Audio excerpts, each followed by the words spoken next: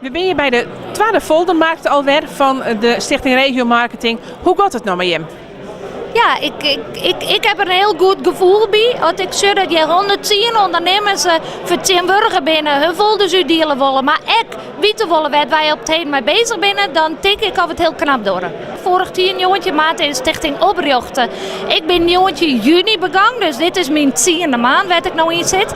En als ik zie wat we al je dieren hebben, hadden ze me beroekt om te zien wat willen we nou eigenlijk bij Sinon. Ik denk dat we heel goed luisteren houden wie de opkomst nou net zo groot was.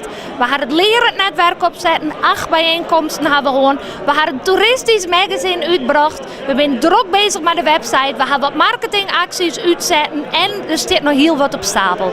Ja, Merk Friesland is eigenlijk de organisatie in Friesland die de marketing voor deze provincie voor haar rekken nemen wil. Daar ben ik al een aantal jaren mee dwanden. Alleen we hebben dat wat onder verschillende namen houden. Het wie Marketing Friesland, het Beleef Friesland was en het is op dit moment even Merk Friesland. En misschien dat ook wel mijn meeste betiezing oplevert van ja, wat zijn de namen nou? Nou, in feite willen wij de marketing voor deze provincie uitvieren voor de ondernemers, voor de gemeenten en Friesland op de kaart zetten. Nou, wat ik zo leuk vind is dat ik de inwoners dit magazine bij de grotere toeristische ondernemers en de informatiepunten bijhelpen. Want je kent het al hier wel. Op snede met je wc even hinnen. Pak het magazine er even bij en je krijgt een scala om mooie opties vastkotelen.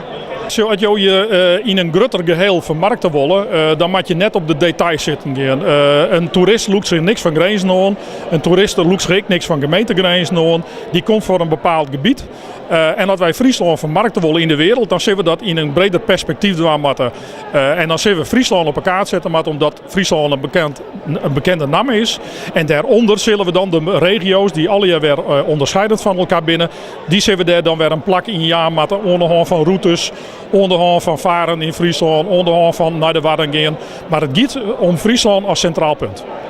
Nou, was het juist en onze wethouder die naam, daar krijg ik al wat van, is dat onze regio voorop rent in hoe wij verenigen binnen, maar ook dat wij een heel praktisch uitgangspunt hebben. Wij willen gewoon, Gaziaan terugzetten, maar zijn omdwang.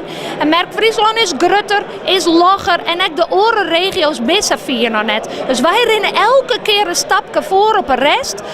Dat is aan de ene kant kunnen we dan een beetje sturen, aan de andere kant willen wij ook wel eens wat aanremmen daarom. Dat valt me net al, dat mag ik zeggen.